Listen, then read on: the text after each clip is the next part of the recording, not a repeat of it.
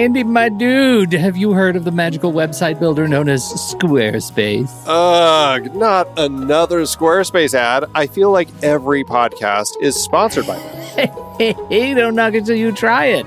Yes, okay, it is overhyped, but actually it lives up to the hype. Squarespace is like a website fairy godmother. With a click of a button, your site transforms into a beautiful masterpiece. A website fairy godmother? That sounds interesting. What makes it so magical? Well, for starters, those slick templates make anyone look like a professional web designer. Pick one, customize the colors and fonts to match your brand, and voila. Plus, the drag and drop fluid engine is so easy, your grandma could build a site on Squarespace. Well, she did knit me a lovely scarf last Christmas. Maybe website design is next. Exactly. And when you're ready to sell your Nana's handmade scarves online, Squarespace has built-in e-commerce. Add a store with one click. Get flexible payment options. Then watch those sales roll in. And when she wants to teach others her steezy scarf skills, Squarespace's new courses feature is just the ticket. Nana can set up her curriculum and enrollments and payments in a snap and become the next e-knitting influencer. Oh, wow, you really sold me with the grandma angle. Sign me up for that free trial. Just go to thenextreel.com/Squarespace and transform your site into a beautiful Squarespace masterpiece. Well, thanks, Pete. Even though it's overhyped, Squarespace actually sounds perfect for Nana's site's needs. Appreciate the warning on the ads, though. I'll brace myself next time I listen to a podcast. Anytime. Let me know if you need any help getting that site up and running.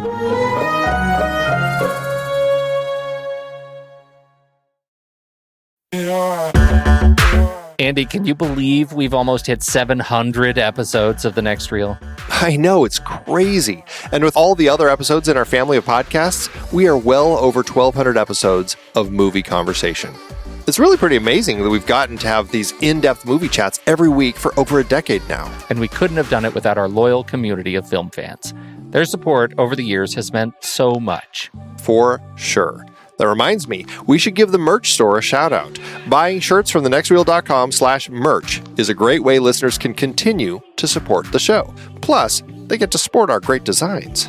Absolutely. I think sometimes folks forget we have a variety of shirts, mugs, phone cases, and more available. In fact, a great place to start is with a shirt sporting the Next Reel's logo. We also have that classic Fast Times Spicoli Surf School tee, or the weirdly popular Rusty's European Tour shirt. The one from National Lampoon's European Vacation. Why is that so popular? Search me, but we have sold a ridiculous number of those. I guess there are a lot of Rustys taking trips to Europe? We're always adding new designs based on movies we've covered, like our brand new design for a streetcar named Desire, featuring a streetcar named Desire. So if you want to rep your love of TNR and films, head to thenextreel.com/merch. Every purchase helps us continue to have these weekly in-depth conversations. So visit thenextreel.com/merch today. And as always, thanks for listening and being a part of the Next Reel community. We've got lots more great movie chats coming your way. Welcome to the Next Reel Speakeasy on rashpixel.fm. I'm Andy Nelson, and that over there is Pete Wright. Don't drive angry, everybody. Each month on the Next Reel Speakeasy, we invite an industry guest to join us, and instead of serving up their favorite cocktails, they serve up movies that they love so that we can all talk about them. We'd like to welcome our guest to this month's show, Jim Jermanok. Based in New York, Jim is a former agent at ICM where he repped people like Alan Arkin, Helen Hayes, Burt Lancaster, Shirley MacLaine, Dudley Moore. He's an award-winning writer, director, and producer, having created a number of films. The highly acclaimed romantic comedy feature Passionata, starring Jason Isaacs and Emmy Rossum, the festival hit Homophonia, and the film M, a romantic drama about loss and love. He's currently directing and producing a feature documentary about the life and art of Oscar-winning actor Martin Landau. And Jim is also busy in TV and new media, not to mention busy promoting his new book, Beyond the Craft, What You Need to Know to Make a Living Creatively. Welcome to the show, Jim. Great to be here, Andy and Pete. Thank you. We're going to talk about your film here in a minute, but I think the first question we have for you is, you're in this crazy film business. How did you come to be in the film industry? Well, I was always interested in acting, and I did a lot of acting in high school and college. And I came to New York, and for a very brief time, I tried to become a stand-up comedian and actor, and I just didn't have the confidence at the time. And I couldn't deal with the rejection. And then I went into being in the crew of commercials, TV shows, films. I did anything they wanted. I even worked as a gaffer and almost fried myself, but with electricity. But and then I quit that and started in the mailroom of ICM. And I was very fortunate. I was promoted to an assistant, and then I was promoted to an agent, which was very rare at that time because they usually absorb middle-sized agencies and their clients intact. And, I was there for 8 or 9 years and represented Dudley Moore, Shirley MacLaine, Arthur Miller, Ellen Arkin, and some other people you mentioned. And it was a really amazing experience because I really learned about the business and how contracts work. And, I learned a lot about film, TV, theater. I started getting jealous of my clients. I missed being creative. And people thought I was crazy. I was making a good 6-figure job with a big expense account, and I quit. And I started at square one because a lot of my contacts were much, much bigger than me and still continue to be bigger than me. And the heads of studios are not going to help Jim Jermanok right now. And so I started at square one in independent film. And I've made 4 features. Passionata is probably the biggest. That was released in 150 countries. And M won the Grand Jury Prize at Seattle International Film Festival and the Criterion Collection International Inspiration Award and a bunch of other things. And that's what I've been doing. I've been writing, directing, producing in film, much more so in TV nowadays, and also in new media. I have a web series I'm very proud of called Life Advice TV, www.lifeadvicetv.com, where I interview old people and ask them to give me advice, basically. Oh, that's wonderful, wonderful, wonderful idea. I got a nursing home, senior citizen centers, assisted living centers, and asked the most dynamic seniors I could find to give me advice about relationships, success, longevity, you name it. And so I'm in all the kind of media, and between those two parts of my career, I thought I had a unique perspective on creative career success, and that's why I wrote a book about creative career success and creative entrepreneurship. It's fantastic. And, it's great getting that perspective. I mean, you've seen really kind of 2 very different sides of the industry, right? I mean, the very kind of the business-oriented contracts, negotiations, all of that side, as well as the creative side. So it really gives you a really rounded perspective on just how this industry works and what it needs to kind of drive forward. So I think that's a fascinating and very valuable asset to have. Yeah, I mean, I think it's important to have to have a business head to succeed. You have to understand the business. And so it's left brain, right brain for me, basically. That was, the book, The War of Art, Stephen Pressfield's book. Love it. Is it so great? I mean, I read Stephen Pressfield's book, and I get the feeling that my slightly intoxicated uncle is screaming at me to get going with my life, right, to move forward. That's the voice in my head. That's the feeling I get when I read your book. It is without the slight intoxication. It really is a deeply sort of impassioned and personal sort of directive, and I think it's a great addition to the work. So thank you. Well, I wrote it because there is no books out there about succeeding in the business. There really isn't. There's books about screenwriting and acting and directing, but there's no books about, okay, I have my degree or I'm stuck in my career. What do I do? How do I get to the next level without solely relying on others, whether they're agents or managers or producers or other gatekeepers? And that's what I was trying to empower people to be their own agent and succeeding that way. Well, and I just love this idea that your story comes from such a wide history. We see movies about people who make it by starting out in the mailroom, but I've never met anyone who has. Until now, so that's an amazing story. Many didn't. I just left. The movie that you chose is the absolutely fantastic Harold Ramis film, Groundhog Day. It was that between that and Moonstruck, and I picked Groundhog Day because I hadn't seen it in a very long time. Boy, did it hold up! It's just a wonderful, wonderful, magical, inspiring, touching film. For those who aren't in the U.S., Groundhog Day, I think it's just a U.S. holiday, but it's coming up February 2nd. And the whole idea of the holiday is they pull a groundhog out of his little hole, and if he sees his shadow, we get 6 more weeks of winter, and if he doesn't see his shadow, it's going to be spring. So that's kind of the whole premise of the holiday. Which has got to sound so weird to our international listeners. Right. Besides this movie, that makes no sense. Basically, if a rodent sees its shadow, it determines whether there's 6 more weeks of winter or not.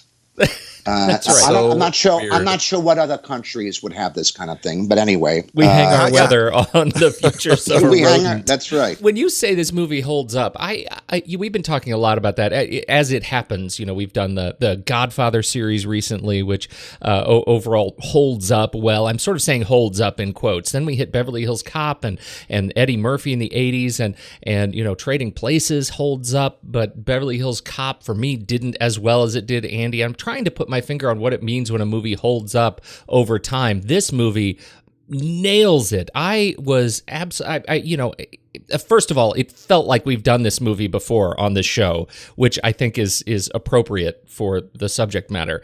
I adore it. Every performance seems to absolutely stick for me. They are compelling. They're lovable and clever and funny and heartwarming, and it's possibly one of I think Bill Murray's best. He admits it. He Absolutely, says he says it's probably the best work I've ever done. He's said that. I think it's the best work Bill Murray has ever done. I think it's the best work Andie MacDowell has ever done, and I think it's the best Harold Ramis film. This film, to me, is a masterpiece. And it's a masterpiece because it works on a number of different levels. It's very, very funny, but it also works as a piece of inspiration. It's inspiring. There's something really deep about this. And it's all around, if you could have your life or a day or an interaction to do over again, it's a fantasy that so many people have, Who in the audience hasn't wished time would stand still and offer a second, third, or even 20th chance? Absolutely. Yeah, it's interesting because at the time, the film came out and, people liked it and everything.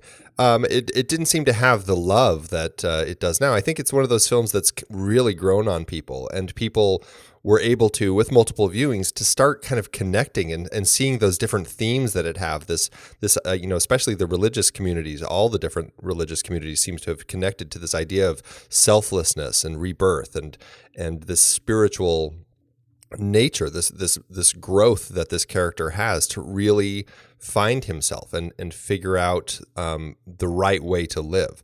It's a really fascinating kind of allegory for living right, Well, I mean, certainly Hindus and Buddhists see versions of reincarnation here, and Jews find significant in the fact that Bill Murray's character is saved only after he performs mitzvahs, good deeds, Right. and has returned to earth, not heaven, to perform more. And So and it shows him loving life, including loving the fact that it goes. It's nice seeing a film that really feels like it has this spiritual message without like hitting you over the head with it. It's not like these filmmakers, anybody involved went into this saying, hey, let's make this film that celebrates, the right spiritual way to live. I mean, they went into this making this kind of this crazy time loop comedy. And I think what inadvertently they ended up discovering as they were doing it was, hey, there's some more here, and people really latched onto that. And I think that is one of its biggest strengths, is it just never feels like it's overtly pushing anything. I think the mark of a great film is that we barely remember a time when it wasn't in our lives, and Groundhog Day passes that test with ease. It seems to have been with us forever, but it just was made a mere 23 years ago. It reinvents structure, basically. It creates a new framework that makes you understand like other great films, And it feels timeless. It doesn't feel like it's dated. It doesn't feel like, hey, this was set in the 90s.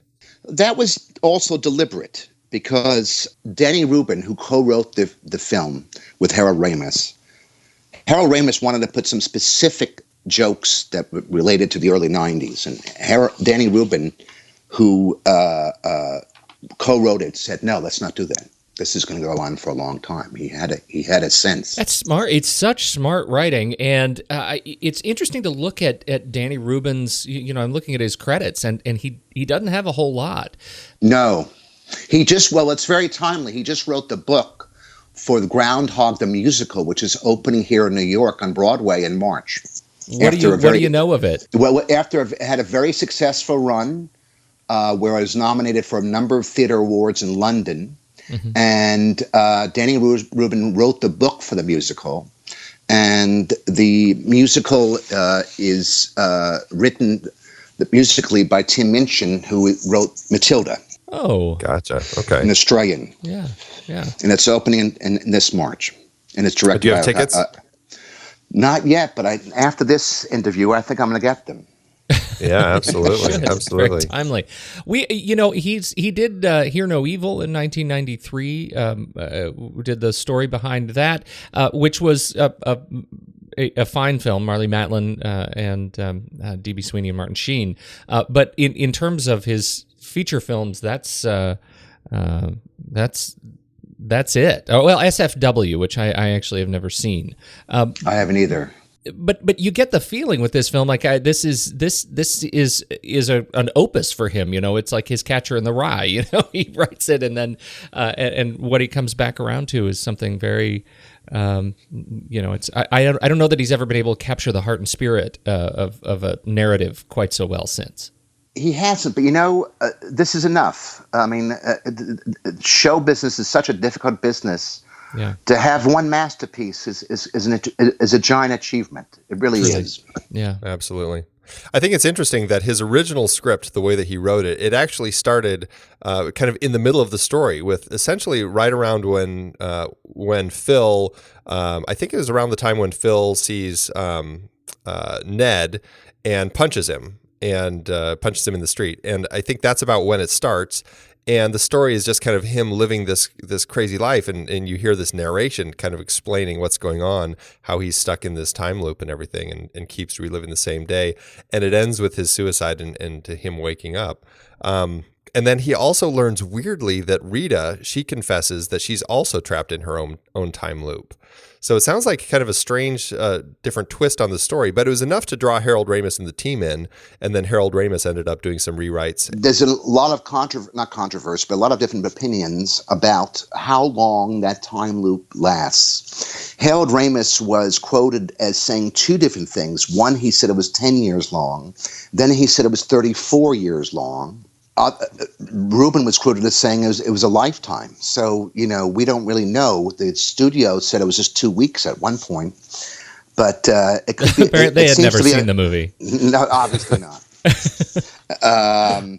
But one thing I really love about this film is it's rare for a comedy to be, funny and profound at the same time, and also popular. This is a smart film. And as a comedy screenwriter, I can tell you, there's a very underserved audience right now, and that is audiences who like intelligent comedies. It just seems that a lot of the comedies nowadays are just vapid, superficial, and he is a real great example of an intelligent comedy. And it's Groundhog Day is living proof that it's possible to create intelligent comedy that still has a broad appeal. Absolutely. Now, Harold Ramis co-wrote it, and then he also directed and produced it. What's your sense of Harold Ramis as kind of a creative force in the film industry? I mean, are you a fan of his films? I know he's kind of had a variety of ups and downs. Again, he had a tremendous influence on my writing. I know that other filmmakers, Jay Roach, Jake Kasdan, Adam Sandler, Peter and Bobby Farrelly, David Russell. I know he's influenced a lot of filmmakers. He certainly influenced me. I was very influenced by Saturday Night Live when I was growing up, and SCTV, and he was a big part of SCTV.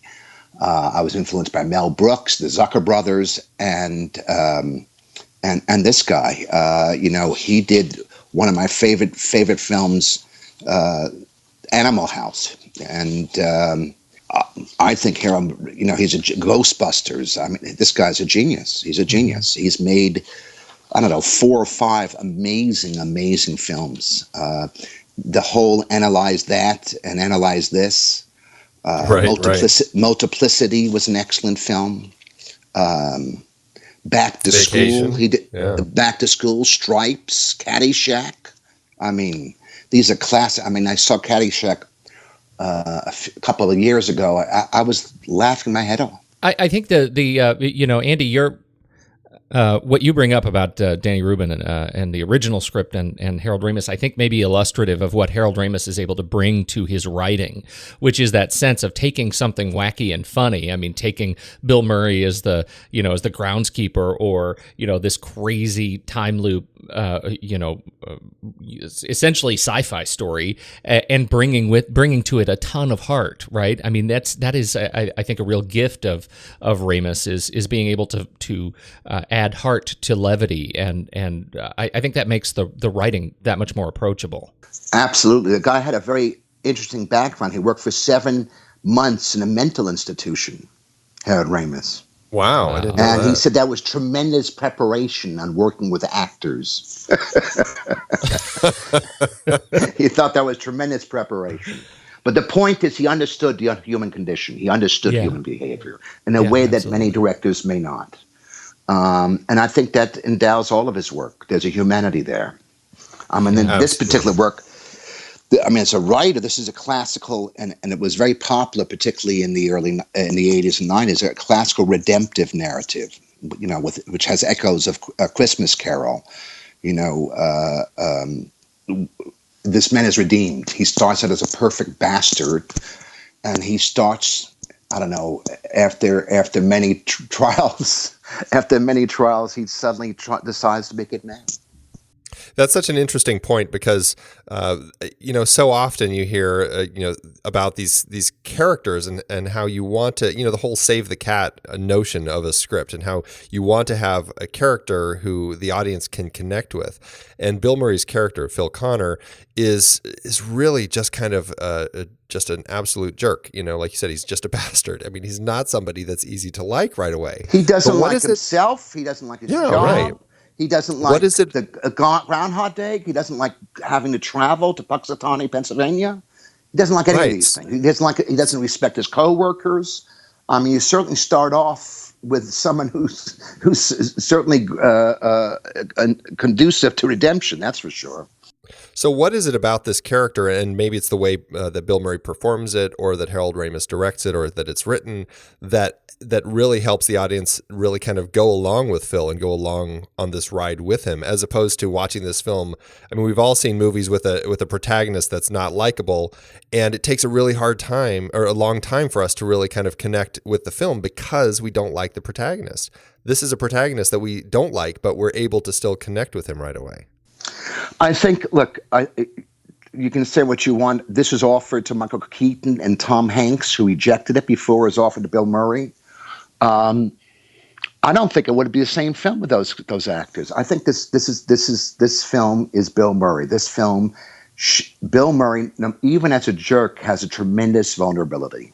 He's a normal Joe. We relate to him. We know this guy, and even though he's behaving like a jerk, there's still some kind of connection we have to him. I don't think that would be the case with a lot of other actors. I don't think it would have worked with a lot of actors. I think the whole reason this film works is because of Bill Murray. This is like Back to the Future without Michael J. Fox. I mean, I don't think you can. I don't think this movie exists as it is without the what Bill Murray brings to it. He's just fantastic. Let's talk about Andie MacDowell, because you Jim mentioned that you think this is her best performance. Andie has been incredibly sarcastic about Andie MacDowell in the past.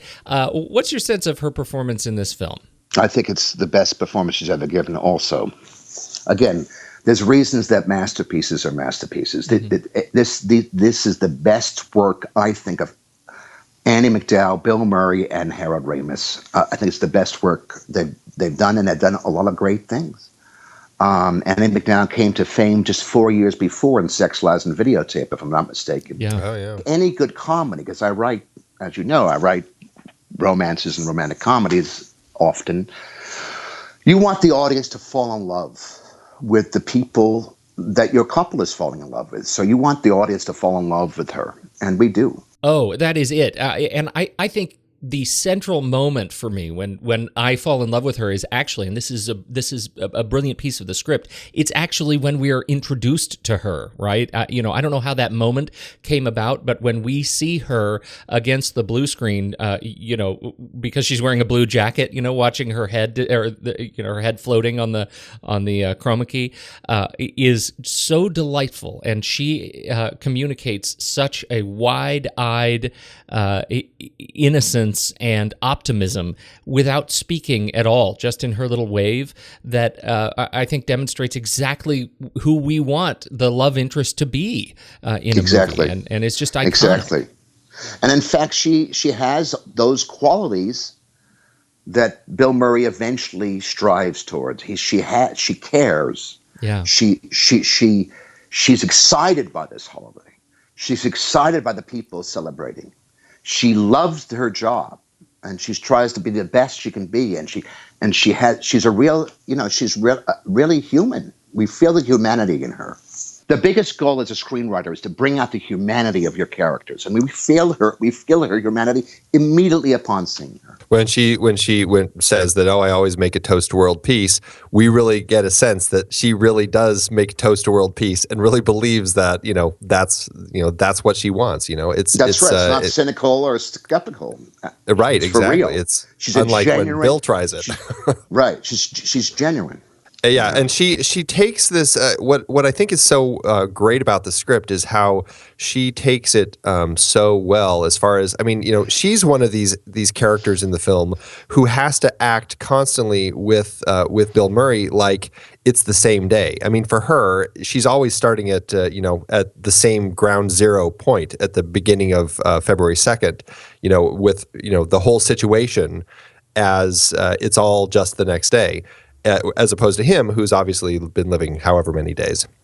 What I think is so great about her performance is that I always believe that she's going along with it in that day. And I think that's an incredible, incredible strength in seeing how she can actually go from struggling with Phil in the morning to kind of falling for him over the course of the day, regardless of which day it is. I think that's amazing. And that's a really interesting point, Andy, because here in so many films, right? One of the great hallmarks of great character writing is watching the character. What's the character's transformative arc, right, over the course of a film? How do they grow? How do they change? And invariably, characters around them change. In this film, they just can't, right? They absolutely can't change over the course of the film, or it breaks it sort of pulls back the curtain. And I think I think you're right. She's really solid. Well, she doesn't transform, but he transforms. She doesn't transform, but he suddenly realizes he's in love with her. As a result of his transformation. Correct. Another interesting part of this in terms of the screenwriting is that when you're writing a screenplay, you usually try to avoid repetition. And that's the whole thing here. It's built on repetition. The way they get through it is to short circuit everything just when you think something is going to happen that you've seen before, film gets to it before you and changes or abbreviates it in some way. When I teach screenwriting, I know Andy does too, and one thing you really want to convey is, what's distinctive about this story? How is this distinctive from other stories you've seen in this genre? And they kind of created a completely new thing here. I like I sort of hang my hat on the second act when they're able to communicate the life and death struggle, the number of times he kills himself, right? And they do it with such sort of, for lack of a better word, humanity, humility, and humor. They I think really nail when he drops the toaster in the bathtub or he drives the truck off the ledge in the old mine. They have us laughing, and otherwise that's a pretty dark segment. It is dark, and I can imagine studio executives poo-pooing those kind of suicide scenes today. There's something to be said for letting creative people be creative and make their own thing. I don't know if that would have passed the committee. Yeah, that's what's interesting in this day and age, and I love the darkness. If you have to live the same day over and over again, Yeah, you may try to commit suicide, absolutely. And the way he did it, it's his cynicism and eventually his sincerity feels so real because he comes by them so honestly. And he proves that if you feel it from the feet up, there are no cliches. And that's such an important thing in screenwriting. You're constantly trying to bust cliches. You're cliche busting. This is such a wonderful film because it avoids it. The interesting element that of darkness with the film that the studio was initially having some issues with, I thought was interesting, is the old man, and the fact that this old man, we get to this point where Phil meets this old man who's dying, and he keeps trying over and over and over again to save this old man, and he just can't. He finally learns that, he's not a god. He can't just always, make things work out in the end. And the studio actually had some hesitation about that sequence. And Ramis very strongly had to argue with them about this is a critical part of the story. It's not going to make sense if he is able to save him. The whole message here is that he's not a god and he can't do that. So it's interesting that there's another dark element, but that is one that the studio was a little hesitant about. I didn't pick that up, to be honest with you. I thought that he did help make that guy live. I didn't pick that up. That was a little bit subtle, I guess. I didn't pick that up that he couldn't help save that guy. I didn't realize that. Yeah, I think he keeps trying. Yeah, he keeps trying to do it, but it just never quite works out. And I think that's a good message for that particular part in the film, because he is starting to get to this place where he's just like, I'm a god, and I think that having this sense that he can't always save things in the end, I think is a pretty powerful little moment there. Well, it brings up issues of fate and predestination, and he can't change a lot of things, but he could change things in his life, but he couldn't change everybody else's life. Chris Elliott, wow. Yeah. What happened to Chris Elliott? I think he's still working. I miss him in films. I miss him. I really miss him. I thought he really had a very realistic portrayal of a cameraman. I mean, he didn't try to make the cameraman flashy or didn't try to make him unrealistic. He really focused on making this guy a believable cameraman. And Andy, I know that you've been a cameraman yourself, and you've worked with many cameramen. I thought this was spot on. Yeah, especially for a news cameraman. I mean, he just seems like the sort of guy he's got the camera on his shoulder. He's ready to just get the shots. I mean, he's out there. I think my favorite bit with him is after Phil drives off the quarry cliff and crashes. He's like, oh, he might be okay. And then the big explosion. No, probably not now. No, he's not okay. That was excellent. Oh, so funny. I caught the young Michael Shannon in there for the couple of lines. The famous actor Michael Shannon, who was one of my favorite actors. I guess this is one of his first films, I imagine. What I find so interesting is, for whatever reason, I don't know what it was that Michael Shannon did in his performance here, but ever since I first watched it, his character always stood out to me, and I always recognized him as like, oh, he's the guy from Groundhog Day. And it's such a small part, but just the way that he shakes Bill Murray's hand at the end there, it's always stuck with me. So interesting that he kind of struck a chord with me right out of the gate like that. He, of course, specializes in many dark, heavy roles. Just Nocturnal Animals just recently. And a good Elvis. Was he? Oh, yeah. Elvis and Nixon this last year. I didn't catch that. I'll look for that. That's good. Oh, you should absolutely catch it. Yeah, he was terrific. Yeah. He's a great actor. He's a great actor. In fact, anything he does is worth seeing. I've seen him on stage. He's just a fantastic actor. One of my favorite characters in the film, though, has to be Ned Ryerson, good old Stephen Tobolowsky, really playing it big as just one of the just funniest bits in the film, which just always cracks me up. The insurance salesman, and the way he brings everything to the table here. I mean, he just doesn't hold back at all. I mean, it's just, he is a riot. Again, it reminds me of It's a Wonderful Life or Back to the Future, or even in theatrically Thornton Wilder's Our Town. We know these characters. We know the size of this city, this town. I'm from a city around the same size, and we know these characters are created from truth. We know these characters. We've met them. We know exactly who they are. In fact, when we initially see Bill Murray, we know who this guy is. We've met this guy. He's above it all. He's cynical. He's skeptical. And the same thing here. The insurance salesman. Absolutely. A little cliched, but he plays. We know it's not false or artificial. It's real. This is one of those films that makes you think, okay, cliches are cliche for a reason, right? I mean, we connect with them. We connect with them because we've seen them before because they feel like, hand to glove. But look, I mean, his performance in this is, it certainly represents his sort of comic, leanings, but he has done an incredible variety in terms of just his talent as a character actor. He is an incredible talent. He is. In fact, he's still doing, I think he's currently in 2 different shows right now. He's currently in two different TV series. So he's working, and he deserves to work. Have either of you guys seen the movie Stephen Tobolowsky's Birthday Party? It's kind of a documentary following, basically, I mean, he's a storyteller. Stephen Tobolowsky, he just always has these big parties at his house where he invites everybody over and just tells really interesting stories. And it's this fascinating movie that I can't even remember where I found it. But it's just, him telling stories and weaving these tales with all of his guests.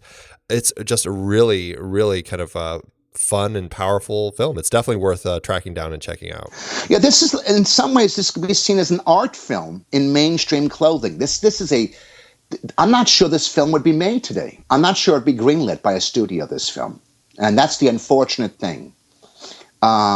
Because of its darkness, there are certain elements, even though we have these very familiar characters, but there are certain elements that I don't think would be, they would allow in terms of studio finance.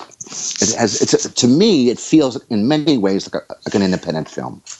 Well, and that I think speaks a little bit to what you were saying earlier about the fact that, they're not making this sort of comedy today. I mean, this is a comedy. Which is a real shame. Yeah, it has a lot more going on to it. And so it makes me wonder if they might greenlight the Danny Rubin version of the script that might be a little more wacky, but be a little more hesitant to jump on board with the Harold Ramis rewrite version that had a lot more heart and a lot more character and a lot more interesting things happening. You can imagine them greenlighting a movie like this if they really jumped on board the darkness, and you're reliving every day and it's 7.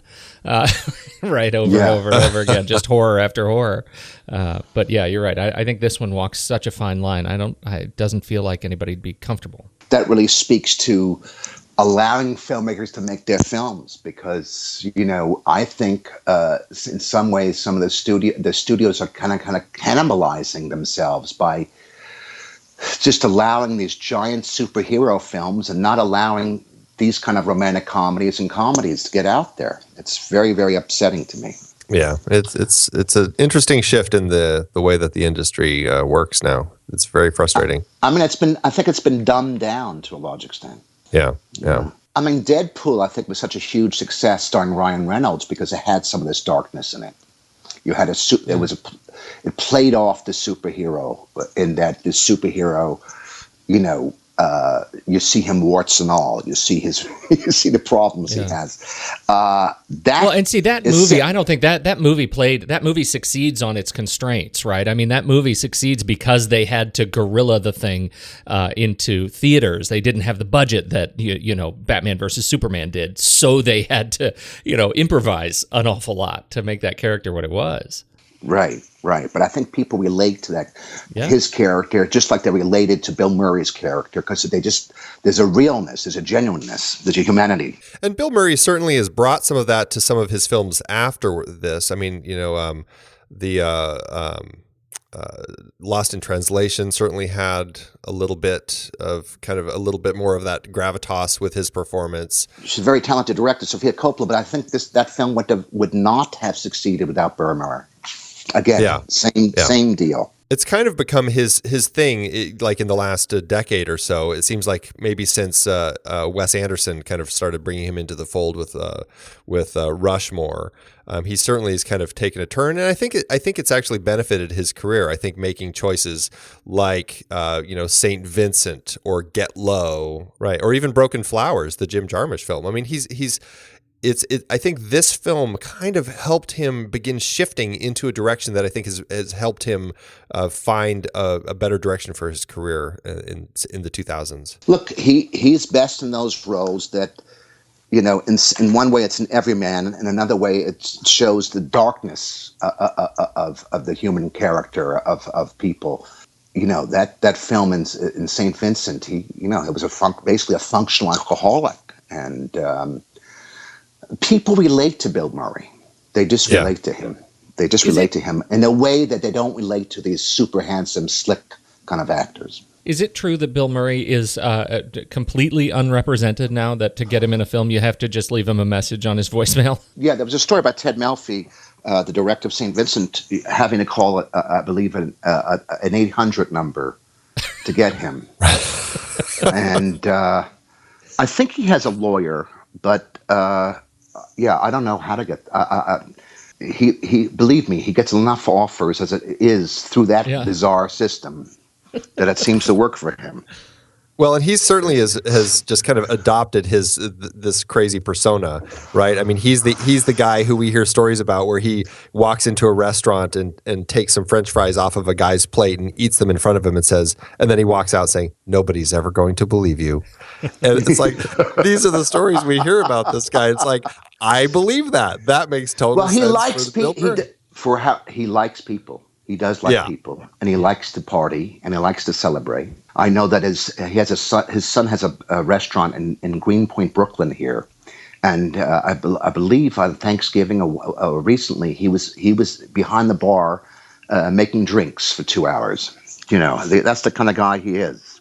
He likes relating to normal people. He doesn't need to relate to celebrities, right? Fellow celebrities. I met him once. I helped represent a little bit Lorne Michaels, the creator of Saturday Night Live, when I was at ICM. And I was in Lorne Michaels' office in the NBC Rockefeller Center. And at the same time, there was a William Morris agent there. And we were both talking to Lorne. And Bill Murray jumped in the room and said, "Agent police, agent police, agent police." And that's when I met Bill Murray. And that was it. So funny. Who else on the cast do we want to highlight before we move along here? Anybody else jump out to you besides the Groundhogs? This film is really about Bill Murray and Andie MacDowell. Yeah.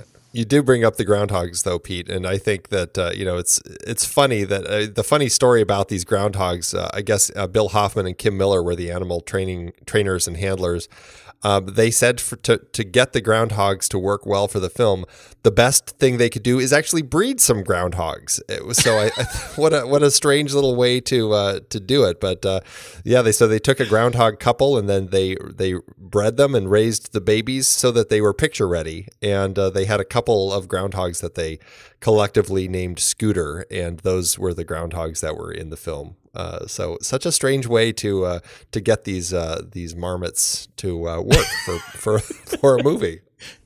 Okay. Well, it's very esoteric, but I've always admired these animal wranglers who work on films. They're really great at what they do. They're just great at what they do. I know there's people who specialize, of course, in dogs and horses and even insects, and I admire these people tremendously. They're an integral part of filmmaking. Looking at the production side of getting this movie made, they chose not to film it in Punxsutawney, Pennsylvania, where the actual thing happens. Right, Woodstock, Illinois, just I think right next to the Wisconsin border. A lot of that hinged on the fact that where Punxsutawney actually has their Groundhog Festival up on Gobbler's Knob, it's actually just a hilltop outside of town, and it's very sparse and just it looks like you're out in the forest. And they really wanted it to feel like a town square. So they found this town, Woodstock, Illinois, that they kind of turned into Punxsutawney, much to the chagrin of everybody who lives in Punxsutawney. But, I think the location works really well. And having this small town feel, I think, really works well. And I think they designed a great look for the overall town and the town square and everything. It just feels very small town and homesy. Well, it's very relatable to all of us who grew up in America and cities like this. And I think it was a very comfortable environment for both Bill Murray and Harold Ramis, who are from Illinois. They're from Chicago, so they're from nearby. Yeah, so they didn't have to travel too far. That's right. That's right. And it's important for a director to be comfortable. Is there anything that really stands out to you as far as the production? For me, it always hinges so much on the score that George Fenton does. I think that it's just a beautiful score. It really emphasizes the romance and the kind of the strangeness of the situation and everything. I think he does a beautiful score here. I like the score a lot. Yeah, I like the score a lot. I don't know much about the composer, but I thought it worked. From a writing point of view, I was fascinated by the different.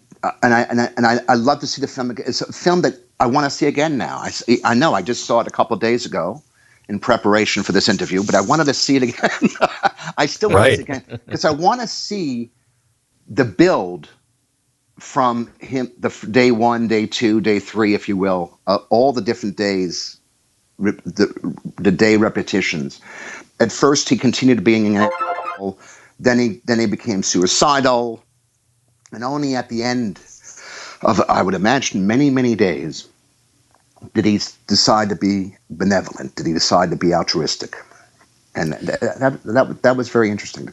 It was completely unlike many films that we see. It was completely unpredictable. Mm-hmm. We didn't see where this is going. We did not see where this is going at any point. I want to shout out Pembroke Herring as the editor. I for anyone who spends any part of their livelihood cutting footage, I don't think you can watch this movie and not at least think for a minute, oh my goodness, what a complex sort of brain teaser it would be to cut all this footage together and keep track of all of the different loops in such a way to sort of build the visual narrative. And I think this is a great film because It doesn't look edited, right? I mean, it is a very natural visual flow to it, and I think he did a terrific job making this film look natural. I can't imagine having all this different footage and saying, okay, now what? What do I do? Again, for example, what it seemed. Yeah, I get the first act and the third act, but the second act. Oh, what order do I put these different loops in? That could have been a hot mess. Yeah, that's a mess, and he made sense of that mess. He's also behind a couple of films we've talked about. National Lampoon's Vacation. He did Vacation. One of my favorite films, which I know is a bit controversial, Great Balls of Fire. I really like that movie. He did, but in terms of the scope of his work, Out of Africa. So you go from a movie like Groundhog Day to an epic like Out of Africa. He's got a rich list of credits here. He's a brilliant editor. Yeah. And I think like smart directors, a lot of directors want to control their editor. They transform their editor into, if you will, a technical secretary. Yeah. I don't think Ramis did that. I think Ramis was smart enough, as many great directors are, to let this guy add to the creative equation, to let this editor really make it better, enhance it. Absolutely. And I have a strong feeling he was smart enough to do that. I don't think he dictated. I think he said, "Hey, this is what we have. What do you think?"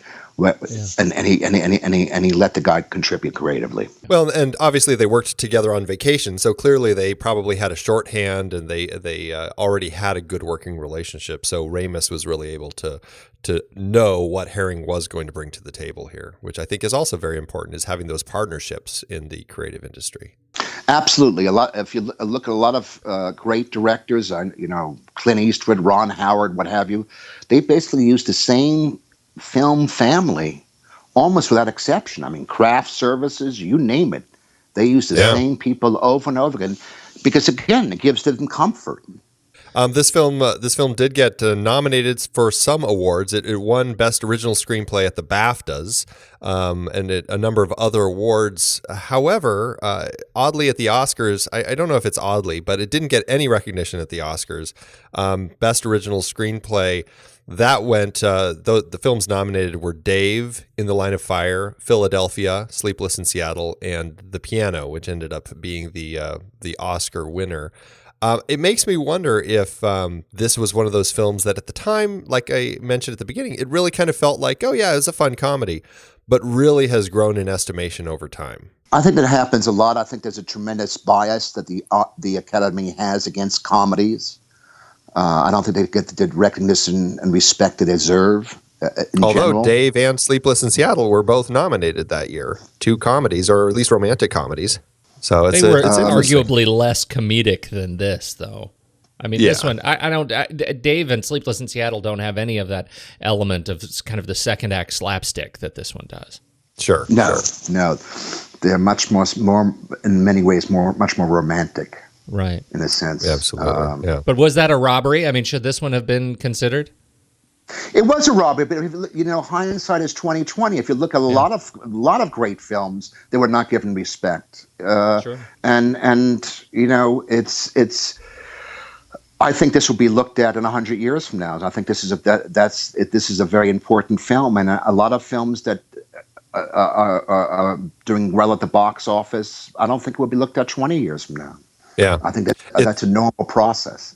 It is. It's just kind of the, shaking things up and seeing which things stick. This certainly is one that sticks. I mean, obviously, those films, that list of films, they're not ending up on the Library of Congress's National Film Preservation Board of films deemed national treasures like this one has. It's interesting how things stick and how things change over time, and a lot of it is just what people might connect with at the time, but it's not something that really lasts. So to that end, you have to weigh how this is a director, Harold Ramis, and a film that's just very influential on a lot of the comedy filmmakers we have today. Very, very. David Russell is amazing. David O. Russell's a fantastic director. And this reminded me of Silver Linings Playbook, in a way. Because that's a great comparison, you're dealing with somebody who's also fighting their demons, if you will. And he loves this film. This is like his favorite film. So I mean, this is one criterion is how influential. And I think this is this director is very influential, and this film is very influential. But yeah, I mean, David O. Russell, someone fighting their demons, using all that humble, difficult baby steps, hard work that it takes, but doing it in such a hilarious way. There was an Italian remake of it called in 2004 called It's Yesterday Already, directed by Giulio Manfredonia. Which did it go, I don't think it went anywhere. Did it? I don't know if it did or not. I mean, I didn't really hear much about it, but it's about an egocentric TV documentarian who finds himself trapped in a time loop during a reportage he's taking in Tenerife. So yeah, I mean, it's a story that's popular. And obviously, we've already mentioned the musical coming this year. And it's from what I can gather, that musical is going to be a big hit. Yeah, it was a big hit in London in 2016. So I believe was nominated for a number of theater awards. So it's exciting. What do they do for the groundhog in the musical? I wonder. Is it just a whole a groundhog breedery below set? They just are breeding groundhogs all the time. I don't know. That groundhog has to check his equity whites. Yeah, right. That's right. Well, you can't work that groundhog more than 8 hours. That's right. I don't know. I would imagine it's not a real groundhog. I don't know. Oh, sure. Yeah, sure. It's funny. This film really just became so popular and iconic that the term Groundhog Day started just taking on its own meaning. This, aside from obviously this whole idea of spiritual transcendence, it also, for a lot of people just means that you're same stuff, different day. And I guess it's become quite a military term, as all the troops and stuff are stuck in kind of the same situation, whether it's Somalia or Iraq or wherever it is. They're like, oh, it's another Groundhog Day. And it's funny that it's really kind of become just this term describing I'm stuck in this situation, can't get out. Which is so wonderful, because that's not what Groundhog Day is, right? I mean, they really have completely created a retroactive continuity for the holiday. I love that. Exactly. It's great that it entered the lexicon as that, and I think a lot of people, are sick of their routines. There's routine is an interesting word. People are sick of their routines. They want to vary their routines. They would love the chance, maybe, they would love the chance they may fantasize to change the routine like Bill Murray did. But that's I fear that it has a more sinister, it's a bit of a military grind for these guys. The same stuff every day. Exactly.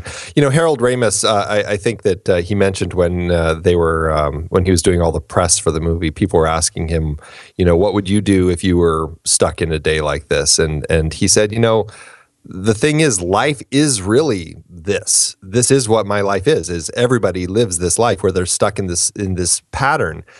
He mentioned how he finds himself in a conversation with his wife or an argument, and in his head, he knows he shouldn't say something, but then he finds it coming out of his mouth anyway, and exacerbating the situation. And it's like, okay, next time when this comes up, I have to remember not to say that. And it's funny. He described it so perfectly about how this is really what life is, and how we are all in this situation where we all have to learn and grow and find ways to make ourselves better. And I think in the end, that really is what the film is getting across. And I think it does it in just a really magical way.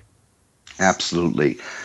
And it may have taken Bill Murray 10 years of repeating the same day over and over again, but eventually he did evolve. Eventually he did grow. Eventually he did realize what's important in life, love.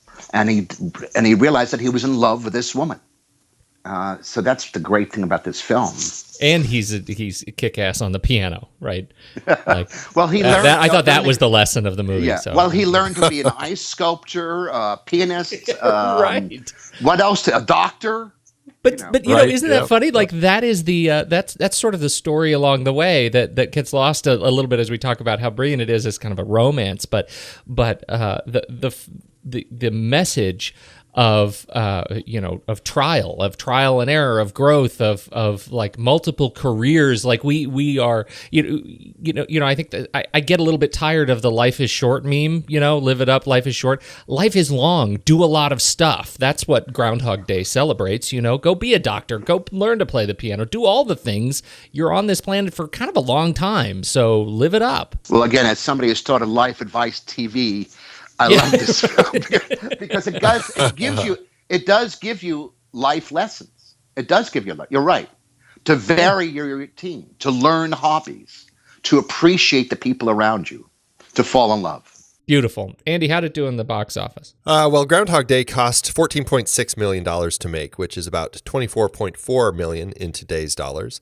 Timing its release just for after the actual holiday. The studio released the movie on February 12th, 1993. Opposite Untamed Heart, The Temp, and Love Field, as well as two greats from Down Under, Strictly Ballroom and Dead Alive. Groundhog Day went straight to the top, opening at number 1, where it remained for 2 weeks. It ended up grossing $70.9 million domestically, which is about $118.4 million in today's dollars. I couldn't find any profit info outside of the U.S., but that being said, it still did well for itself, earning an adjusted profit per finished minute of about $931,000. That was very good. Don't forget, for a comedy, that's excellent. I'd love to hear the international box office. That's interesting. I wonder how this plays. I would imagine this would play really well in Europe. I don't know.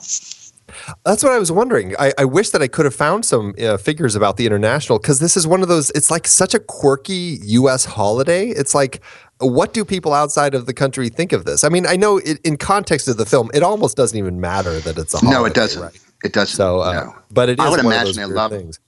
I would imagine. I know that England loves this film. I know I when it was released. I know that England because a number of English newspapers like the Independent and the Guardian and keep on writing about this film. And I know there was a 20th anniversary release, and I think Danny Rubin and Harold Ramis did something for the DVD or something. So there was something done in 2013 for this, and it was written about by a lot of the British newspapers. I know when it was released in Brazil, just to deal with the title issue, they titled it "The Black Hole of Love." Oh my God. That's bad. You know, it is a funny thing about Groundhog Day too. Just on reflection, my background is in local news, and you ask yourself, gosh, could any holiday have sufficed? And Groundhog Day, the holiday, walks that fine line, right? Local and mid-level market news stations don't send sat trucks out to Arbor Day celebrations, but then Christmas is too big, right? So you need kind of a ridiculous holiday right in the middle, and Groundhog Day, I think, really walks that line well. We still have a justifiable reason to send a local, reporter, but it's also pretty stupid. I don't know. Traditional. I don't know if it's funny or a little bit just crazy, but if you look on Wikipedia about the actual holiday Groundhog Day, they have the reports from various locations since 2016, going back through 2008 of which groundhog and what they predicted. Just from 2008 to 2016. They have all the predictions from all the different groundhogs as far as were they predicting an early spring or were they predicting 6 more weeks of winter. It's quite a list. Are there some groundhogs that are held in higher esteem in this regard, like who see their shadow better? It makes you wonder. But I mean, we have groundhogs: Balzac Billy, Buckeye Chuck, Chattanooga Chuck, Chesapeake Chuck, Chuckles, Dunkirk Dave. I wonder if there's been a scientific study about these predictions. I like to know how accurate they are. It says here, according to Groundhog Day organizers, the rodents' forecasts are accurate 75 to 90% of the time. Oh, that's good. That's good. I like that. Yeah. So there you go. Although, here you go. According to Stormfact's Weather Almanac and records kept since 1887, Punxsutawney Phil's weather predictions have only been correct 39% of the time. So maybe Punxsutawney Phil is not the one to be following, although I guess is the most famous one. This whole movie is built on a bench strength, kind of a C-team groundhog. Of all the nerve. All right. We got to rank it. What do you think? Yeah, let's do it. All right. Head over to flickchart.com/thenextreel, everybody, and you will see our list. You can scroll up in your show notes on your podcast player of choice, and you'll see a link to this film on Flickchart right there. Just tap it, add this film to your library, and let's see how it stacks up to our ranking today. Now, the usual rules, Jim, if we hit a movie, it'll take us through a ranking of about, I'd say probably 8 or 10 movies here. Any movie that you have not seen, that's okay. Just bow out. Andy and I will duke it out ourselves. All right. I hate to diminish this film in any way, but go ahead. This offers a chance for some gut wrenching comparisons. I don't want to discourage anybody from seeing Groundhog. No. There, on our entire list of films, there are only a few that we actually advocate people don't see. So every film on this list is good, apart from the accidents that are at the bottom of the list. So here we go, Andy. All right. First up, we have Groundhog Day or Mad Max, the original. I'm going to go with Groundhog Day here. I mean, I think it's really difficult. It's like comparing a pitcher and a batter. Yes, I mean, it is. Or apple and orange. At least compare it to other things in its genre. Compare it to different genres. Jesus, get ready. This is not easy, and this is what we call the flick chart hate crime. It really is comparing two movies, but you have to imagine this scenario. You're on a desert island, and all you have is a TV and these two movies. Which one are you going to watch first? A Groundhog Day. Groundhog Day for me too. All right. Next up, we have Groundhog Day or Trading Places, one of our recent Eddie Murphy movies. It's absolutely Groundhog Day. Groundhog Day or our last Speakeasy film, 101 Dalmatians, the 1961 animated Disney film. Groundhog Day for me. Groundhog Day. You know, the Bancroft brothers made a fantastic case for 101 Dalmatians. It's a delightful film, but I, too, am Groundhog Day. All right, Groundhog Day, or some Ridley Scott action in Mogadishu, Black Hawk Down. Groundhog Day. Groundhog Day. Groundhog Day. All right, next up, we have Groundhog Day, or... going with some Spielberg shark action, Jaws. Jaws. That was a Jesus. Yeah. Jaws. Yeah. I'm sorry. I'm going with Jaws. Yeah. Groundhog Day, or here's a very different film, Requiem for a Dream. That Brilliant. may be the worst comparison, the worst pairing we've ever done. That's a brilliant film. Brilliant film. Ellen Burstyn's fantastic. Oh yes. Tough call. I'm with you. I adore Requiem for a Dream, but it's you got to be in kind of a special place to watch that movie. After I've it's not seen a film I want to see again. I'm Groundhog Day. Me too. Yeah, Groundhog Day for me too. Groundhog Day, or some more Mad Max. We've got Mad Max Fury Road. Groundhog Day. Yeah, I'm still Groundhog Day. Me too. All right. Well, that lands it at number 10 on our flick chart out of 283 films. That is a pretty strong spot for this film, which I think is absolutely the right place for it. We have one more partner, Letterboxd.com. We just do a straight up 5-star ranking for me. I'll tell you, it's a 5-star film. Absolutely. Yep. Definitely 5 stars for me as well. Absolutely. This totally was wonderful. Absolutely wonderful. What a great pick, Jim. Thank you for the excuse to see this again after 20 years.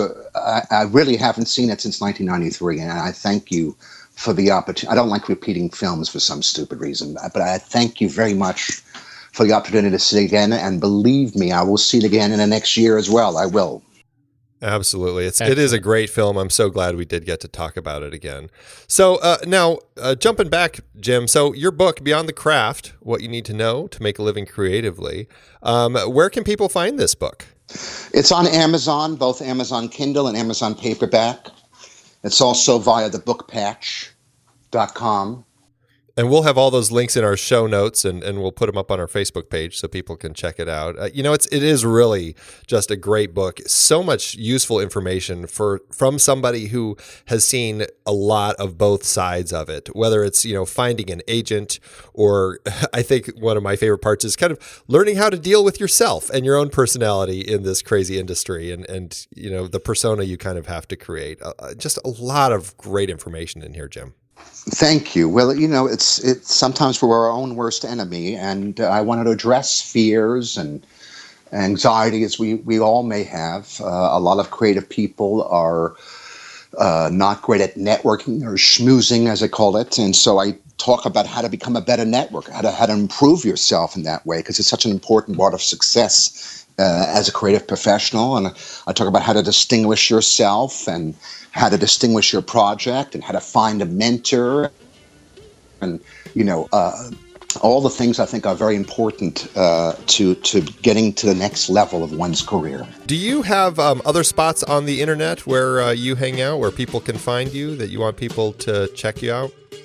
Well, my website is www.jimjermanok.com. JERMANOK. JimJermanok.com is my website. And people can contact me via that website, of course. And I'm on LinkedIn and Facebook and Twitter at Get Real. And then they can also go to, is it lifelessons.tv to check out some of your... What my web series is about old people giving advice is lifeadvicetv.com.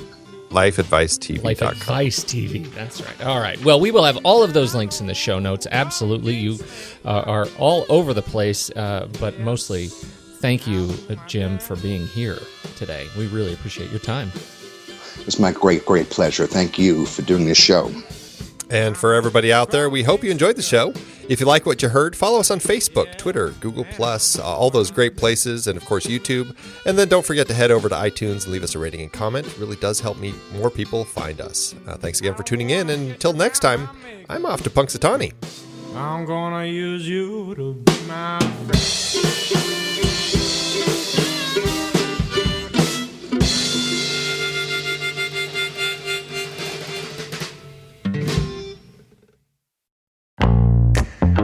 I love having these wonderful chats on movies we like with all these industry guests talking about some of their favorite movies. So many great conversations on that show about so many great movies. We have so much fun having these conversations, but producing the show week after week does require a lot of work behind the scenes. If you'd like to help support our efforts, one easy way is by using our Originals page when shopping for books and movies that we've covered. Your purchases made through our links give us a small commission at no extra cost to you and allow us to keep having these incredible conversations.